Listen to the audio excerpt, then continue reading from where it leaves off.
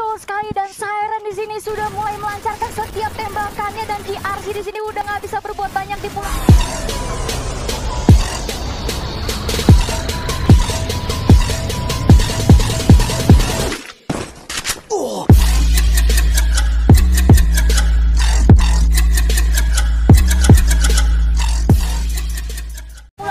Dia itu support sama XCN, kemudian juga Giant Esport.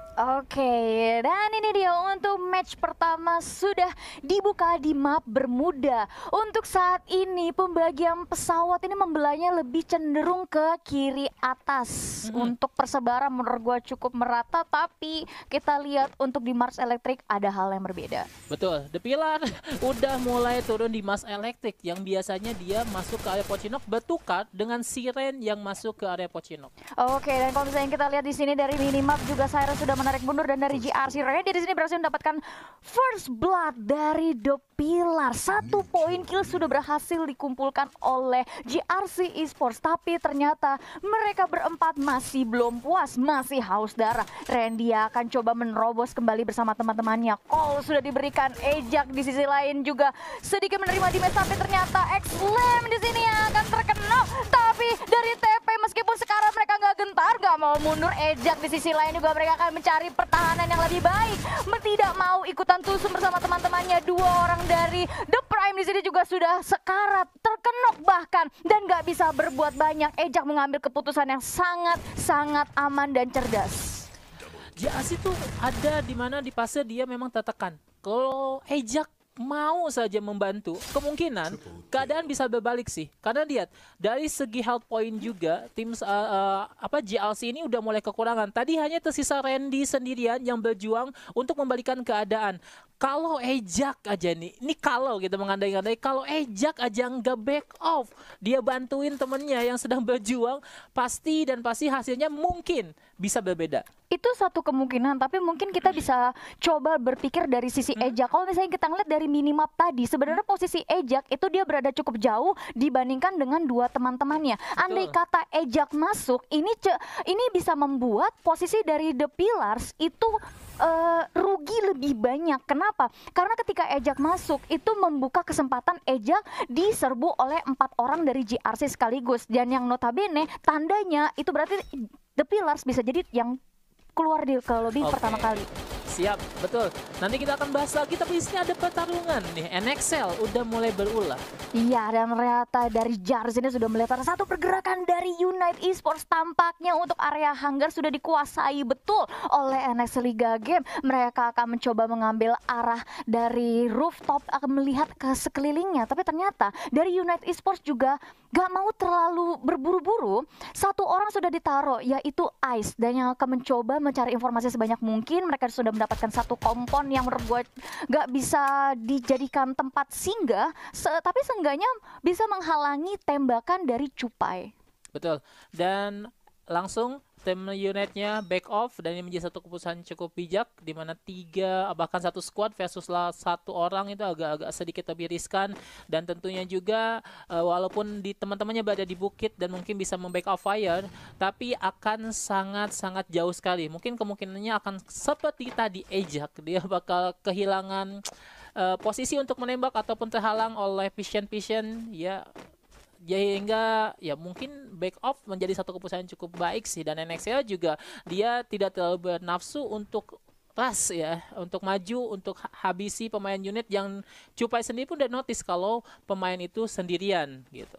Iya, dan untuk dari NXL Liga Game sendiri termasuk tim yang sangat membutuhkan poin, terutama untuk merangkak lebih tinggi, karena sebenarnya ini masih ada beberapa match day yang cukup untuk memutarbalikkan keadaan. Tapi kita akan cek dulu untuk di area Sentosa, GRC akan bertemu dengan Siren Esports. Sedangkan dari Siren Esports sendiri tampaknya sudah menyadari kalau di Sentosa ini mereka nggak sendirian. Tapi dari kedua belah pihak tim, mereka masih cukup bersabar. GRC sendiri meskipun dia tahu mereka punya temen nggak bisa dibilang teman juga, tapi anggap saja teman ya.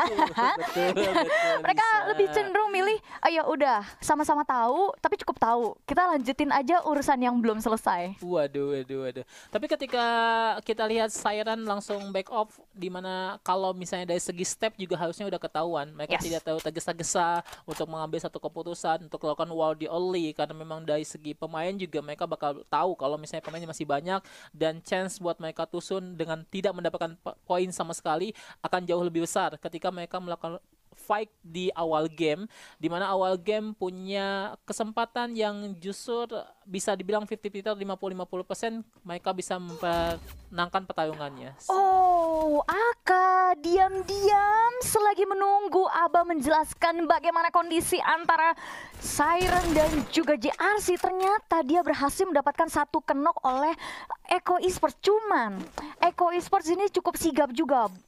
Glue Wall langsung dikeluarkan untuk menyelamatkan satu teman yang terkenok. Langsung saja mereka sudah regroup mengambil posisi, tapi Aka sebagai orang yang paling depan ini benar-benar memberikan informasi yang sangat-sangat banyak untuk kawan-kawannya dari Bonafide Esports. Ya, Bonafide yang sudah mulai mengakuisisi Captain. Dan ini nih, kalau misalnya kita lihat di pertarungan yang ada di Captain dengan obstacle yang cukup banyak, bangunan yang cukup banyak, kemudian ada lantai-lantai juga yang cukup meruas gitu kan, sehingga mereka bisa naik ke lantai atau ke atapnya ini sehingga dapat vision yang lebih luas. Tapi dengan banyaknya obstacle akan sangat menyulitkan pertarungan dengan jarak yang cukup jauh ataupun dengan jarak menengah akan sangat-sangat sulit sekali. Mereka mau nggak mau harus mendekati setiap pemain yang sudah berada di satu kampan untuk bisa melakukan war antara kedua tim ini.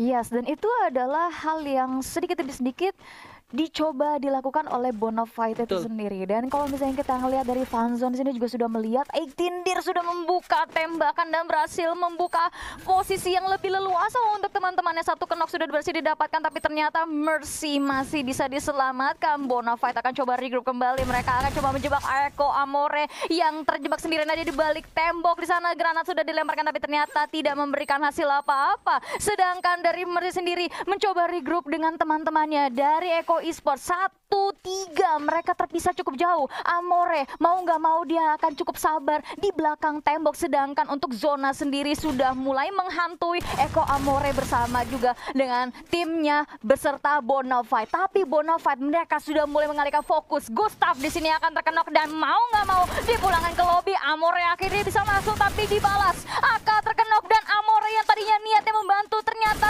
tidak cukup kuat dan langsung saja dikenok. Banzon bersama kawan-kawannya Eitindir dan Zans akan coba ngelok pergerakan dari Rainbow yang tersisa sendirian. Mau nggak mau harus coba mundur, tarik mundur, merasakan pedihnya zona pertama yang nggak terlalu sakit sebenarnya, tapi dikejar oleh Eitindir, nggak dikasih kabur, dikejar terus. Mobil sudah dibawa oleh Rainbow tapi ditembaki dari jauh. Tampaknya Rainbow nggak akan bisa selamatkah? Masih bisa gocek sedikit karena lambonya kenceng banget boy. Eitindir masih haus darah, dikejar terus.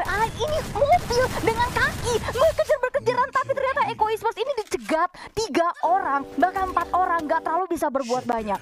Betul, ini adalah salah satu pertarungan yang cukup kompleks, tapi kita akan berpindah dulu kepada pertarungan lainnya Abigail di sini. Yes, betul sekali, karena main cast gak dikasih nafas. NJID Esports kehilangan satu membernya. Mobil sudah diselamatkan, ada batu yang bisa dijadikan obstacle untuk Rama sendiri di sini. Dan kalau misalnya kita lihat sini, XCN Dewa juga sudah membawa kendaraannya, tapi ada vision yang diberikan oleh 2 kawan lainnya. Satu mobil dikeluarkan untuk menjadi distraksi. Ternyata dari Ramarsya di sini akan cukup terjebak karena 2 orang langsung nyamperin dia dari SCN Dewa. Marsya di sini akan coba berlindung di balik mobil yang dibawa oleh SCN, tapi ternyata SCN masuk pelan-pelan. Marsya nggak bisa berbuat banyak, 2 orang sudah kenal. Rama tersisa sendirian, tapi tampaknya masih coba ngotot, tapi pikir ya udahlah nggak jadi, gue mundur aja deh, kayaknya udah paling bijak. Dan Unite di sini datang melihat pertempuran, mau ikutan.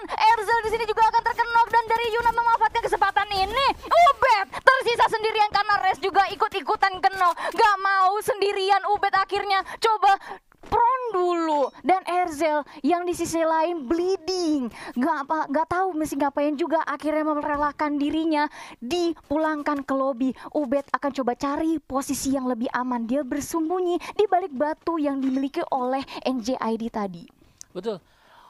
Aku masih berpikir panjang tentang United yang tidak meneruskan untuk menjadi third party. Dia langsung back off ke area Bima Strip dan mengamankan posisi dibandingkan menjadi third party. Kemudian NGID yang udah sadar bahwa teman-temannya udah dieliminasi oleh pemain-pemain daripada XCN langsung melakukan back off untuk mengamankan scoring. Dan begitu juga yang dilakukan dengan XCN. Mereka tidak mau tereliminasi lebih dulu. Mereka tetap menyisakan lone survival untuk bisa bertahan satu pemain yang disisakan untuk mengamankan scoring yang bakal mereka dapatkan di akhir game ini. Dan tadi kalau kita ngebahas juga ke arah Captain, kita balik lagi di sana pertarungan yang cukup kompak di mana benar banget ketika kalian berada dalam satu bangunan yang cukup padat, satu-satunya jalan untuk melawan adalah kita menghampiri pemain tersebut gitu. Kalau kita mau main jarak jauh di area Captain sepertinya akan sangat-sangat sulit sekali. Itu juga kenapa Captain dijadikan bagian dari area Clash Squad.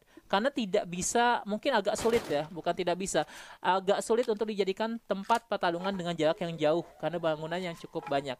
Oke, dan tadi ketika satu Rainbow coba pemain daripada Eko untuk backup menggunakan vehicle, kemudian 18 satu pemain daripada siapa yang ada di Captain Bonafide tidak menembak karena dia memang menggunakan double vector, ya senjata yang cukup digemari saat ini sehingga dia membiarkan vehicle-nya untuk maju terlebih dahulu. Tapi kalau misalnya kita balik flashback sedikit ya untuk pertarungan antara NGID dengan XCN Dewa itu sendiri. Kalau misalnya menurut Abah, XCN Dewa itu kaget gak sih dengan kedatangan Unite Esports? Dengan kedatangan Unite Esports, justru XCN gak notice kalau Unite datang. Yang notice Unite datang itu NGID. NGID yang di backstep oleh pemain-pemain daripada Unite. Sehingga ketika Unite mendapatkan satu kill, ya kan, Unite langsung back off. Karena kita lihat di sini, Unite-nya juga nggak mau ngambil resiko masuk ke dalam tengah-tengah pertarungan yang sedang terjadi, di mana Unite sendiri pun adalah tim yang sedang membutuhkan poin yang cukup banyak. Yes, dan apalagi si poin grup itu mereka membutuhkan poin setidaknya untuk menyalip posisi kedua karena mereka berada di posisi ketiga. Tapi kita beralih dulu sebentar di sini West Bandit. Selagi Abah menjelaskan bagaimana kondisinya antara United itu sendiri dan terhadap West Bandit, jadi sudah kehilangan satu member dan satu member juga sudah terkenok, bahkan disusul lagi oleh Helen OS di sini yang mau nggak mau tersungkur dari Alpha juga. Akhirnya mau nggak mau ngeluarin glue wall karena sudah ada banyak damage yang masuk ke dia, tapi dia masih bisa kabur, masih ada batu yang bisa menjadi obstacle pertahanan dia. Ya mungkin bisa dibilang yang terakhir karena dari Bonafide sini akan menjepit dari dua arah dan West Bandit gak bisa berbuat banyak, tereliminasi di posisi ke-11. Betul. Mau lari kemanapun, ketika UAP sudah datang, Anda mau kemana? Ada cepunya. Gitu. Betul, mesin cepu memang itu terbaik sekali tuh. Betul. Saya suka sekali ya teman-teman cepu seperti ini. Waduh. Ada cepunya, jadi untuk back off terlalu jauh pun akan sangat sulit, dimana pemain-pemain daripada Bonafide sendiri pun memang cukup konsisten. Mereka membagi vision, mereka melakukan split, membagi 3-1, satu ke kanan, 3 ke kiri. Kemudian pertarungan pun terjadi dan inilah yang membuat mereka cukup tenang sih. Kalau gue lihat Bonafide adalah tim yang cukup tenang sih dalam melakukan eksekusi terhadap satu tim. Itu gue setuju karena gue menyadari sejak pertama kali lihat Bonafide di FFML Season 3 Divisi 2 ini, mereka tuh benar-benar satu tim yang paham betul timing yang pas untuk masuk atau engage war itu kayak gimana. Cuman kalau misalnya kita lihat sini ada satu gudang yang dijadikan persembunyian dari TP Ejak yang merupakan lone survivor dari The Pillars. Cuman GRC ini udah nyadar ada orang Lim sini pelan-pelan ya nih. Ternyata dari JRCG sudah ngelemparin granat mencuri kill yang sepertinya tadi mau diambil sama Lim. Betul. Ini JRC langsung ngomong kayak gini. Dari tadi kayak mati sama teman-temannya gitu. Tadi pas di awal mereka clash kan, tapi akhirnya ketemu lagi. Emang takdir itu nggak bisa digimana-gimanain. Emang kalau udah waktunya ketemu ya sudah ketemu saja. Atau gitu. Tadi pas si Ejak lari, ya kan, Jasi bilang udah biarin aja, ya, biarin gue mati sendiri. Ntar mati sendiri kan. Ternyata ketemu lagi. Waduh. Ya, dan di sini kita lihat juga di mana pembagian zona sudah mulai mengecil. NXL masih mempunyai jarak yang cukup berjauh satu sama lain. Gua nggak tahu nih, NXL memang punya split model seperti ini atau memang dia sedang mencoba ya kan membagi posisi biar ketika teman-temannya terkena satu tembakan ataupun imponementnya juga bisa diberikan, mereka langsung regroup. Nah ini mereka regroup jauhan, regroup jauhan, regroup jauhan. Ini nggak tahu nih gimana, aku belum memahami bagaimana permainan pada NXL. Oke, tapi ternyata kalau misalnya kita lihat-lihat antara Bonafide ini bersinggungan lagi dengan Unite Esports. Kalau tadi gue nggak salah ingat, mungkin dari penonton bisa ngerimain gue. Tadi Unite sempat mundur kalau nggak salah karena ngelihat satu member dari Bonafide akhirnya nggak mau mengambil resiko, mereka mundur. Tapi mungkin takdir mempertemukan mereka kembali. Unite di sini, tapi di sisi lain kita berhenti dulu sebentar karena JRC ketemu dengan NJID Rama, lone survivornya itu nggak bisa kemana-mana lagi, akhirnya harus puas di posisi ke-9. Dan sedangkan dari Unite pelan-pelan coba masuk ke area kekuasaannya Bonafide yang dijaga ketat, sedangkan dari Bonafide anteng aja nungguin. Dan ternyata tembakan sudah dibuka. Bonafide di sini dengan 8 poin kill yang mereka punya akan bertahan. Fanzone di sini juga sudah terkenal. Unite Ice membuka pergerakan dengan sangat baik. Dance dan juga Ektindir akan coba mundur dulu, memberikan backup seenggaknya atau setidaknya bertahan dulu sebentar. Tapi kalau misalnya kita lihat dari sisi kiri map, NXL Liga Game ini akan maju membantai Siren di sini. Tapi ternyata niatnya mendapatkan poin kill malah mereka yang di kill. Sedangkan ada terjadi trap kenapa di sini Sukik berhasil mendapatkan Justin dan Devito tadinya sudah terkenok, akhirnya masih bisa diselamatkan. Justin pun masih bisa diselamatkan. Sedangkan dari NXL bonyok sedikit demi sedikit. Sukik orang paling belakang yang memegang sniper di sini mau nggak mau harus bertahan di balik glue wall tersisa oleh teman-temannya tadi. Tapi ternyata dari Siren nggak terlalu mau buang-buang tenaga. Mereka nungguin aja Sukik masuk, susah jadi tembaknya. Sedangkan dari Bonafide dan Unite sendiri semakin panas, boy. Aka di sini lone survivornya nggak bisa berbuat banyak, akhirnya Bonafide harus mengakui kekuatan dari Unite Esports. Sedangkan dari Rimo Arjuna di sini dengan Giant Esports masih diem-dieman aja kayak pacaran lagi ngambek ubed di sini, nonton aja kanan kiri ada orang perang, aing mah diem aja. Tapi ternyata dari Giant Esports meskipun dengan bertiga mereka cukup sabar nunggu momen yang tepat, tapi mereka harus berhati-hati karena Siren sudah nyaman banget ada di tengah-tengah circle. Iya, pertarungan Siren dan pertarungan kembali Abigail. Betul sekali, karena tiba-tiba dua orang dari Giant Esports ini langsung terkenok dan Igoy tersisa sendirian. Krono sudah dikeluarkan, tapi ternyata Igoy yang cukup sekarat harus dipulangkan ke lobi oleh Rimo Arjuna. Rimo dengan kesabaran dan mereka masih utuh berempat, tapi ternyata mereka nggak sempat regroup, nggak sempat reset. Dua orang dari Rimo harus terkenok dan tersisa Kimis yang cukup sekarat juga. Akhirnya dipulangkan ke lobi oleh Unite yang on fire banget. Ras di sini juga tadinya sempat terkenok, masih bisa diselamatkan dalam waktu yang sangat singkat. Unite G di sini nggak bisa berbuat banyak, akhirnya dipulangkan ke lobi karena ada tembakan dari Siren. Akhirnya pelan-pelan masuk. Siren di sini benar-benar jadi tukang panen sayuran. Ras akan coba masuk ke dalam lantai rumah satunya, tapi ternyata SCN Dewa yang tadinya sabar banget akhirnya puas di posisi keempat. Cukup baik untuk SCN Dewa. Sedangkan dari Unite di sini masih berjuang mempertahankan posisinya. Di sini sudah menjadi top 3, tersisa 10 orang saja. GRC akan join the fight. Siren di sini enak banget. Unite masuk pelan-pelan. Siren udah mulai bingung mau fokus kemana. Tapi ternyata pembagian 1-3 ini sangat efektif. GRC pun banyak sedikit demi sedikit. Unite nanti akan disimpan oleh Siren untuk masa-masa terakhir. Sedangkan dari GRC ini udah dipepet kanan kiri. Justin Rawings sudah mulai puter-puterin dari GRC itu sendiri. Wow, pertarungan yang cukup keren banget di sini. Mereka tidak ada henti-hentinya melakukan war demi war di antara ketiga tim yang tersisa, Abigail. Betul sekali, dan Siren di sini sudah mulai melancarkan setiap tembakannya dan GRC di sini udah nggak bisa berbuat banyak, dipulangkan ke lebih begitu saja. Justin masuk menjadi pembuka untuk Siren, tapi ternyata dia gagal memberikan kesempatan untuk teman-temannya Buya dan Unite dengan kesabaran mereka yang tiada taranya sekaligus performa yang luar biasa berhasil men-secure Buya di match pertama hari ini. Wow, Unite Esports on fire, gila. Killnya banyak.